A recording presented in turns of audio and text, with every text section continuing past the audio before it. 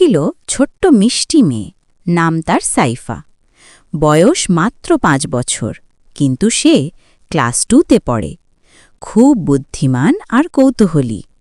ভোরবেলা মৃদু আলো জানালা দিয়ে ঘরে ঢোকে। সাইফা ঘুম জড়ানো চোখে মায়ের কোল ছুঁয়ে বলে, মা, সূর্য উঠেছে, আজকে স্কুল আছে তো?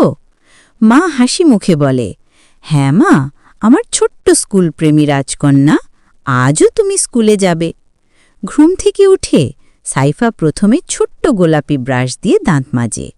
তারপর নিজের প্রিয় হলুদ রঙের ইউনিফর্মটা পরে। আয়নায় নিজেকে দেখে চুপি চুপি বলে, সাইফা আজ আবার নতুন কিছু শিখবে। স্কুলের পথে হাঁটতে হাঁটতে সে সব গাছপালাকে সালাম দেয়। হ্যালো গাছ, হ্যালো পাখি। পাখিরা যেন উত্তর দেয়, চি চি, শুভ সকাল সাইফা।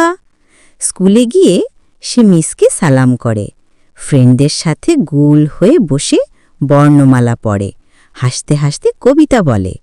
মাঝে টিফিনে মা বানানো লুচি আর চিনি দিয়ে খায়, আর বলে, মা সবচেয়ে সুপার কুক। দুপুরে স্কুল শেষে বাড়ি ফিরে সে প্রথমে হাত ধুয়ে খেলনা সাজায়।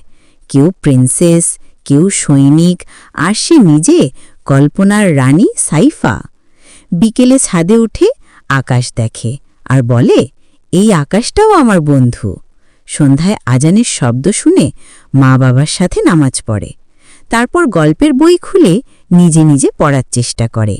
মাঝে মাঝে ভুল পড়লে মা মুচকি হেসে ঠিক করে দেয়। রাতে ঘুমানোর আগে সাইফা আলতো করে বলে, আজও অনেক কিছু শিখেছি, আলহামদুলিল্লাহ, কাল আবার নতুন দিন শুরু হবে। তারপর চাঁদকে বলে, good night moon, good night দুনিয়া। ভালো থাকো সবাই, এই বলে ঘুমিয়ে পড়ে।